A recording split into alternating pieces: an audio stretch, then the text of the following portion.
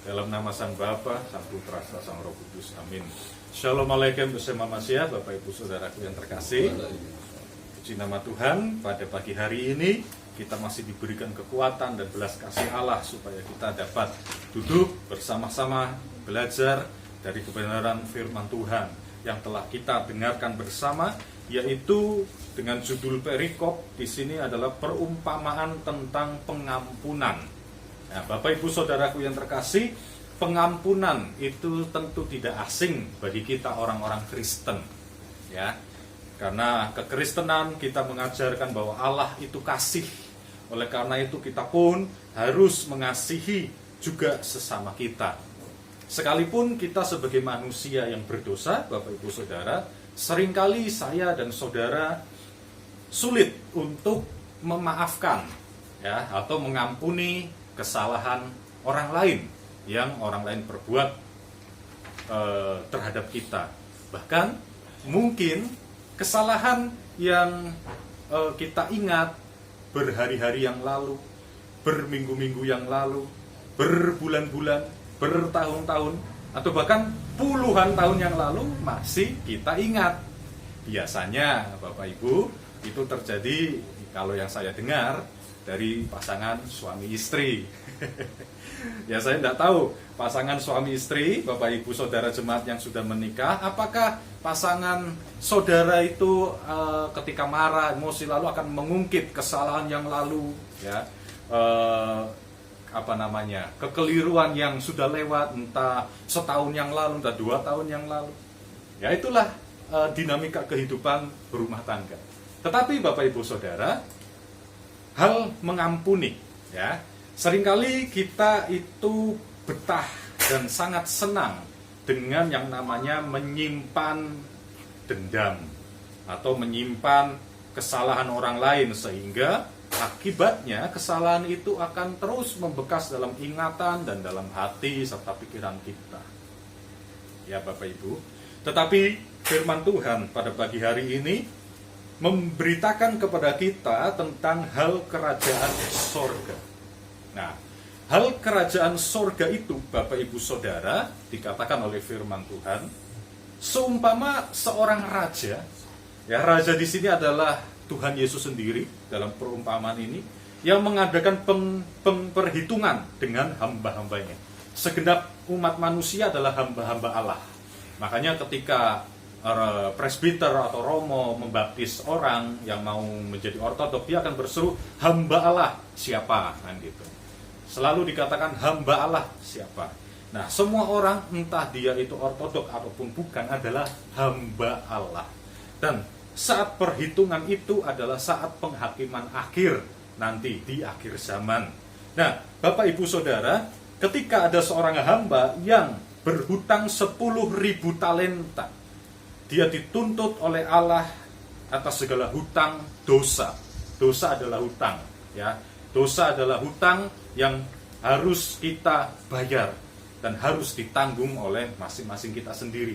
Tetapi karena kita tidak mampu, Bapak Ibu, menebus dosa kita, maka kita memohon pengampunan Allah atas segala dosa dan kesalahan kita. Lalu sang raja dikatakan di ayat yang ke-27, lalu tergeraklah hati raja itu oleh belas kasihan. Yohanes pasal 3 ayat yang ke-16, karena begitu besar kasih Allah akan dunia ini, sehingga ia mengaruniakan anaknya yang tunggal. Tergeraklah hati Allah atas belas kasihan kepada kita, umat manusia yang berdosa, sehingga dia mengaruniakan anaknya yang tunggal untuk menebus dan melunasi segala hutang dosa kesalahan kita. Tetapi Bapak Ibu Saudara, ternyata setelah diampuni, hamba ini begitu dia keluar dan bertemu dengan sesama hamba, sesamanya, temannya yang berhutang 100 dinar kepadanya, justru dia mencekik kawannya itu dan menjebloskan kawannya itu ke dalam penjara. Jadi dia tidak mengampuni, tidak mengasihani temannya itu, melainkan justru berlaku jahat kepada sesamanya.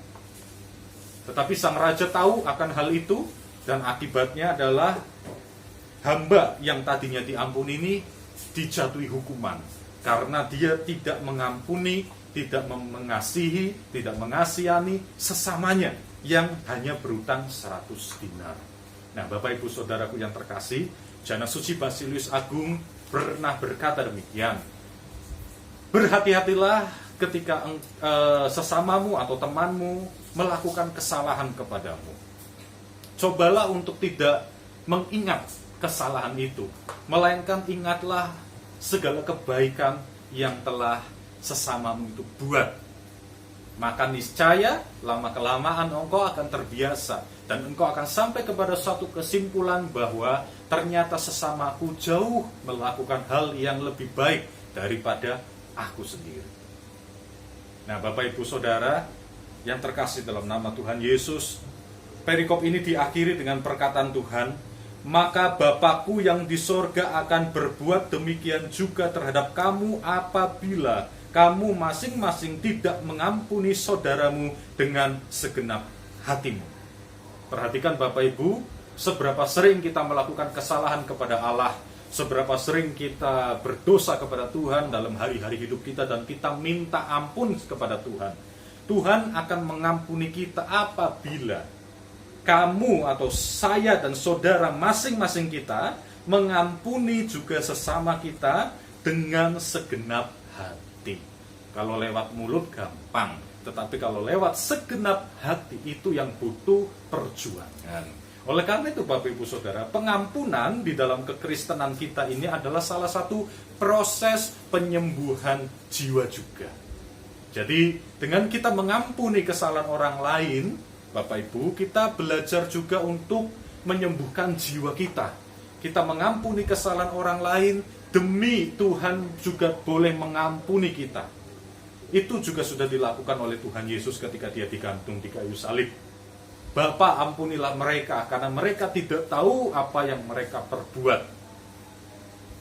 Lalu Simon Petrus juga pernah bertanya kepada Tuhan, Tuhan, sampai berapa kali aku harus mengampuni sesamaku, saudaraku kalau ia berbuat salah kepadaku? Sampai 7 kali? Tuhan menjawab, tidak, bukan sampai 7 kali, melainkan 70 kali 7 kali. Artinya apa Bapak Ibu? Harus selalu mengampuni. Pengampunan itu harus terus mengalir di dalam kehidupan kita. Perhatikan dengan segenap hati. Ya, tidak hanya lewat ucapan, lewat pikiran, tetapi dengan segenap hati. Caranya bagaimana Bapak Ibu Saudara untuk mengampuni orang yang bersalah kepada kita? Pertama-tama kita datang kepada Tuhan. Kita akui kepada Tuhan bahwa aku tidak mampu Tuhan. Hatiku sangat pahit Tuhan. Aku dilukai, dikata-katai sesamaku, temanku, saudaraku. Aku sangat benci Tuhan. Hatiku luka, hatiku sakit. Kita akui kepada Tuhan kesakitan hati kita.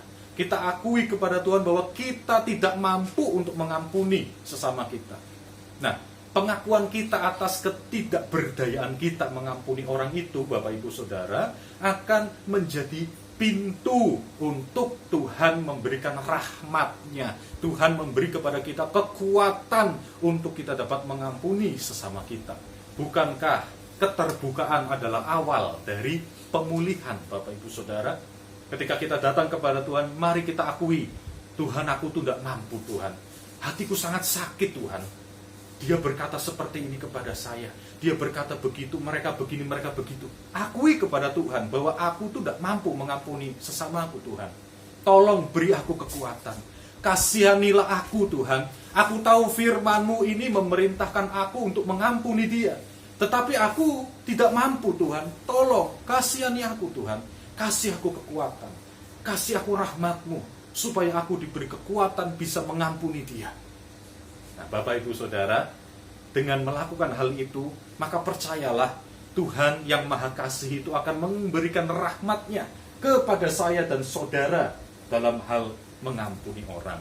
Bapak Ibu Saudara, di dalam doa ortodoks itu ada yang di sini doa demi musuh, ya. Musuh itu dalam pengertian ya orang yang menyakiti kita, bukan musuh dalam pengertian musuh perang gitu. Tetapi doa untuk orang yang menyakiti kita, yang kita bahasakan di dalam tulisan ini adalah musuh. Nah, saya mau bacakan doa ini cukup panjang, ya. Di dalam doa ortodoks demi musuh, ini berkata demikian Bapak Ibu Saudara. Berkatilah musuh-musuhku ya Tuhan. Nah, aku hendak memberkati mereka dan tidak mengutuk mereka. Ini sangat berat ya Bapak Ibu. Itu juga firman Tuhan, berkatilah dan jangan mengutukkan gitu. Musuh-musuhku lebih dari sahabat-sahabatku telah mendorong aku kepada pelukanmu. Perhatikan Bapak Ibu, musuh-musuhku lebih daripada sahabat-sahabatku. Sahabat dan musuh itu sangat kontras. Harusnya sahabat yang mendorong kita kepada pelukan Allah, tetapi dalam doa ini justru musuhlah yang mendorong kita kepada pelukan Allah. Kenapa? Karena kita tidak mampu. Karena ketika kita disakiti, kita akan menangis, kita akan datang kepada Allah dalam pelukannya. Sahabat-sahabatku telah mengikatku kepada dunia. Musuh-musuhku telah melepaskanku dari dunia dan menghancurkan setiap keinginanku dalam dunia. Musuh-musuhku telah membuatku menjadi seorang asing di dunia dan penduduk asing dalam dunia. Sebagaimana hewan yang diburu menemukan perlindungan yang lebih aman daripada hewan yang tidak diburu, begitu juga aku yang dianiaya oleh musuh telah menemukan perlindungan paling aman dan telah melingkupi diriku di bawah kemahmu, di mana sahabat maupun musuh tidak dapat membinasakan jiwaku. Berkatilah musuh-musuhku, ya Tuhan. Aku hendak memberkati mereka dan tidak mengutuk mereka. Mereka lebih dari aku telah menyatakan dosa-dosaku di dunia. Perhatikan Bapak Ibu, musuh-musuhku telah menyatakan dosa-dosaku di dunia. Lewat apa? Ya lewat ucapan, lewat perkataan, ya kan? Kita satu sama lain menyinggung satu sama lain, itu lewat perkataan, dan itu adalah menyatakan dosa-dosa kita sendiri. Mereka lebih dari aku telah menyatakan dosa-dosaku di dunia. Mereka telah menghukumku, sedangkan aku ragu untuk menghukum diriku sendiri. Mereka telah menyiksaku, siksaan batin, ya gangguan dalam pikiran, sedangkan aku mencoba lari dari siksaan. Mereka telah menegurku, sedangkan aku telah menyanjung diriku. Mereka telah meludahiku, sedangkan aku telah memenuhi diriku dengan keangkuhan.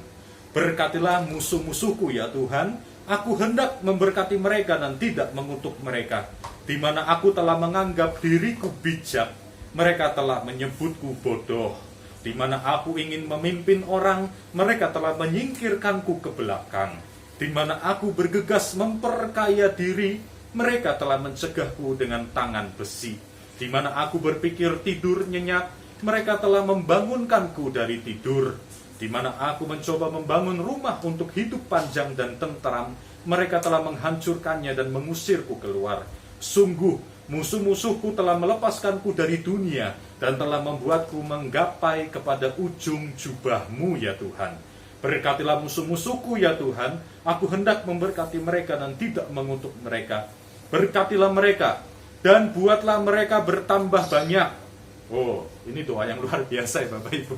Kita malah berdoa supaya musuh-musuh ini justru tambah banyak. Buatlah mereka bertambah banyak dengan lebih lagi terhadap aku, agar aku berlari kepadamu dan jangan berbalik. Agar setiap harapan dalam manusia dibuyarkan bagai sarang serangga. Agar ketentraman mutlak boleh berkuasa dalam jiwaku. Agar hatiku boleh menjadi kubur kedua kembaran jahatku, keangkuhan dan amarah. Agar aku boleh mengumpulkan harta di sorga. Agar aku boleh terlepas dari pembohongan diri yang telah menjeratku dalam jaring menakutkan kehidupan yang semu. Musuh-musuhku telah mengajariku untuk menyadari sesuatu yang tidak disadari orang, bahwa satu-satunya musuh adalah diri sendiri. Aku hanya membenci musuhku apabila tidak kusadari bahwa mereka bukan musuh, melainkan sahabat-sahabat yang kejam. Nah, ini suatu istilah yang sangat indah. Musuh itu bukan musuh, melainkan sahabat yang kejam. Sulit kukatakan siapa yang lebih berbuat baik kepadaku, sahabat-sahabatku atau musuh-musuhku. Karenanya berkatilah ya Tuhan sahabat-sahabatku dan musuh-musuhku. Seorang budak mengutuki musuh-musuhnya sebab ia tidak mengerti. Namun seorang anak memberkati karena ia mengerti. Bapak Ibu, kalau kita adalah anak-anak Allah, maka perlakuan kita terhadap sahabat-sahabat yang kejam ini adalah memberkati dan bukan mengutuk. Sebab seorang anak menyadari bahwa musuh-musuhnya tidak dapat menyentuh hidupnya. Karenanya ia dengan merdeka berjalan di tengah-tengah mereka dan berdoa kepada Allah demi mereka. Berkatilah musuh-musuhku ya Tuhan. Aku hendak memberkati mereka dan tidak mengutuk mereka. Amin. Bapak Ibu Saudara, doa yang panjang ini sangat indah kata-katanya. Dan ketika hati kita terluka, hati kita sesak, kita dapat membacakan doa ini juga dengan air mata. Betapa beratnya beban jiwa kita untuk belajar mengampuni sesama kita dengan segenap hati kita. Karena kalau kita tidak melakukan itu, maka Bapa di sorga juga tidak akan mengampuni kesalahan kita. Kita tidak lebih baik daripada orang yang menyakiti kita.